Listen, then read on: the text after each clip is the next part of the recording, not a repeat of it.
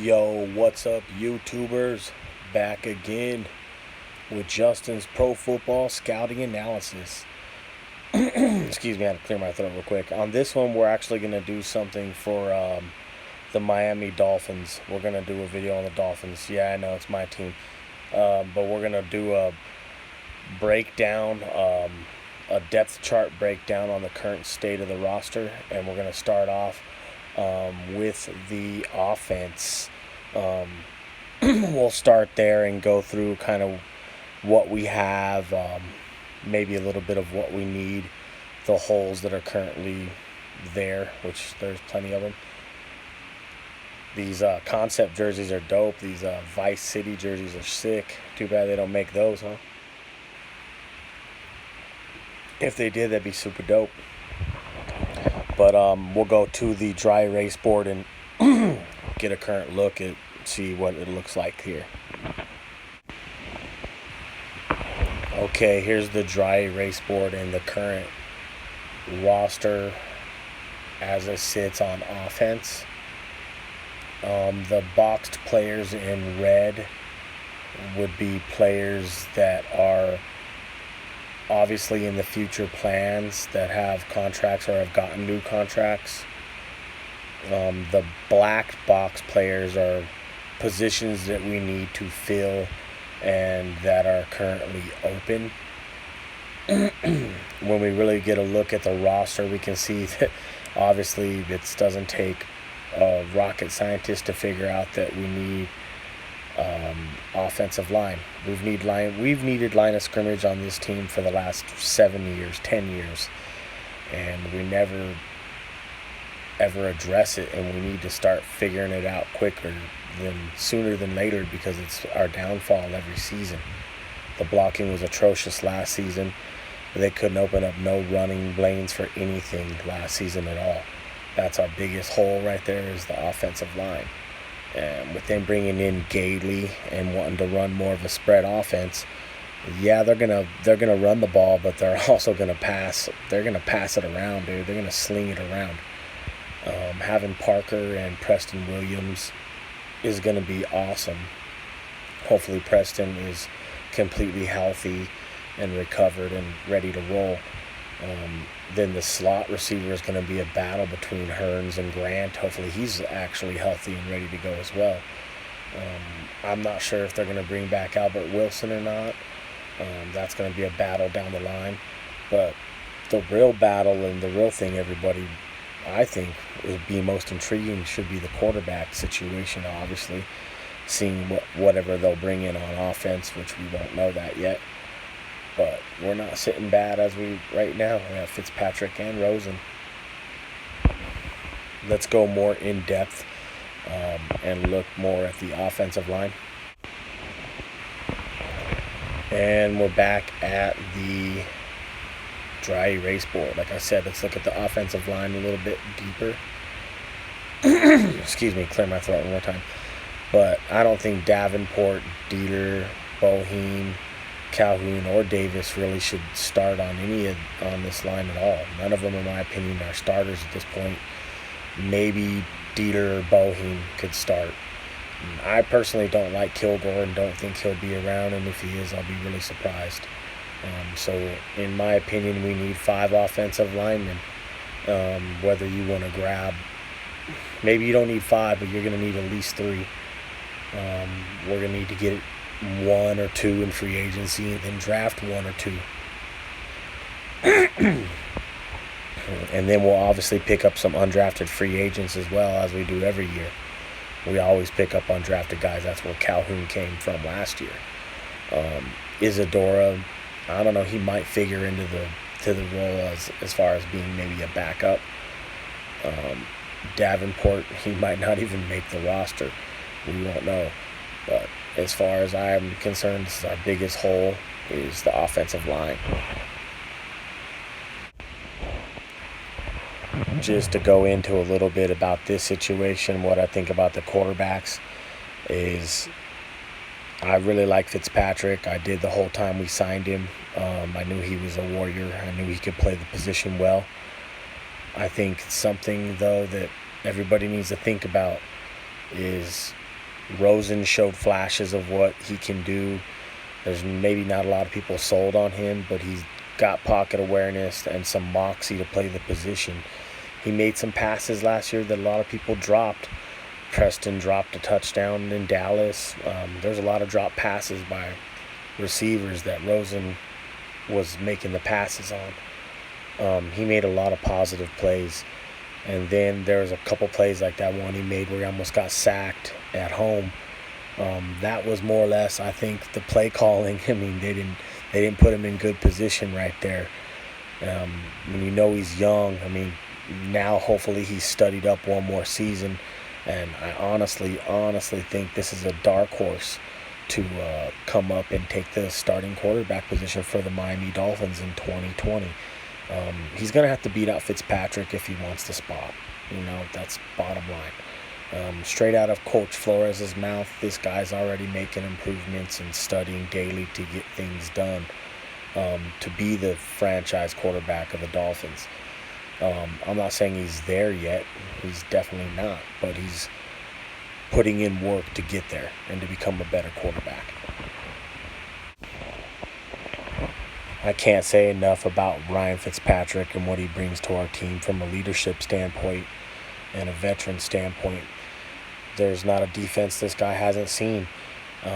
Getting Chan Gailey back should mean the world to Fitzpatrick. He could have one of his best seasons ever. And that's if he wins this quarterback job. It's going to be the best player on the field. I don't know if that's going to be Rosen, Fitzpatrick, Tua, whoever the hell they bring in there. So that could be Jake Ruddock for all we know. We don't know what's going to happen. But this is going to be an interesting situation going down the stretch here. And it's all not going to mean a damn thing unless we put some protection in front of these guys. We're going to have to protect them. It all starts up front. This is all line of scrimmage play, and it has been for a long time. How many times can we all count back that Ryan Fitzpatrick had to pull down a pass last year and run for his life? He led the team in rushing, and that's because we can't run block for crap. We're going to have to figure that out first and foremost. Back to the dry erase board, and let's look at the running back situation just real quick. As far as I'm concerned, there's two holes right there that are big time, and I'm not for doing it through free agency. There's so many running backs in this draft, we could get one from anywhere. Look, we got Lyard last year, as an undrafted guy, and I still think there's more meat on the bone on Gaskin too, and I know no one wants to think that, but there's something there. Everybody wants to give up on Ballage, and I'm not ready to give up on Ballage yet. Let's see us get a decent line and someone open up some holes for him, and then we'll talk about it. Yeah, he's not a really great running back up to this point, but things can change real quick. I would draft 2 running backs, or draft one and sign an undrafted free agent. Mike Gesicki might get sexy. This guy's shown some improvement during this last season, and that was a lot to do, I think, with Fitzpatrick being the quarterback. I know one thing about Rosen. I know he likes to throw to the tight ends as well. So I think we should see some more development from this guy in the offense too.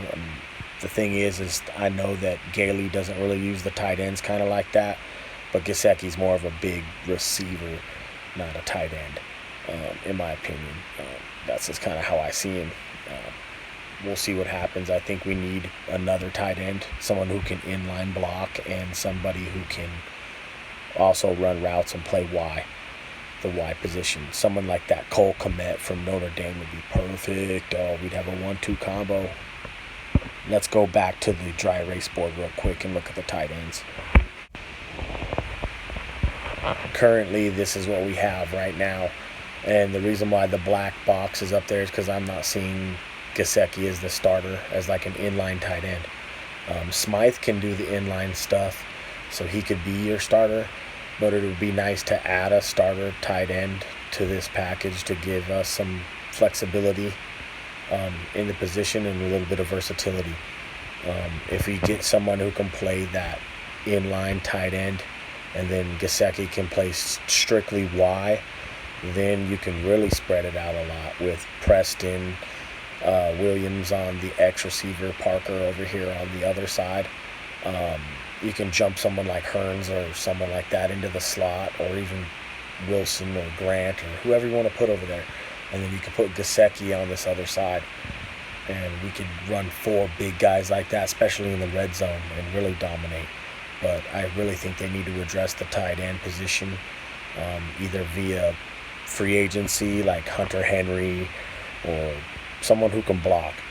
And what I really would like to do is the Cole Kmet or a late round sleeper like Mitchell Wilcox, somebody who can block. One more quick look at the other side of the wide receivers, and you got Preston Williams, Hearns, Grant, and oh yeah, that Ricardo Lewis they just re-signed as well. TJ Ramming is a developmental player they signed to a futures contract. We've seen him on this dry erase board along with Chris Myrick and the Okiki. He's also a developmental player, and Jake Ruddock, the quarterback. Out of this spot here, we're pretty much loaded as far as receivers go. It is a position that does get hurt quite a bit though, so maybe they might sign some undrafted free agent or a late rounder or something like that, or a really cheap free agent. Other than that, I think we're set as far as receiver goes. So as always, please like the video, subscribe to the channel. Let's get into some conversations about some football. What do you guys think about the offense in its current state? Who do you want to be the quarterback and why? What kind of moves do you want to make in free agency? Do you want to get crazy and spend all the money, or do you want to be smart with what we're doing? Do you want to sign flashy players, or do you want to sign football players? Let me know in the comment section.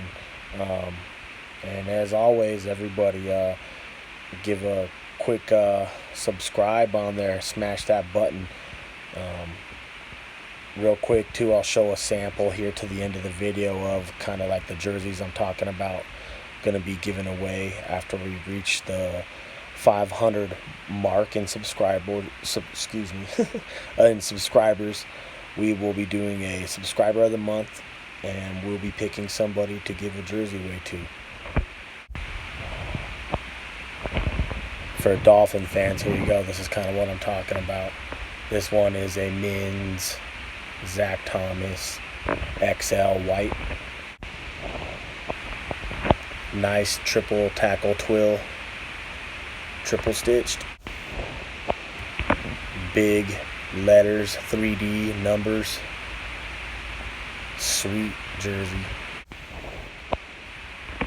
Stitched on logos on the sides. Whole 9. This would be the front right here of it.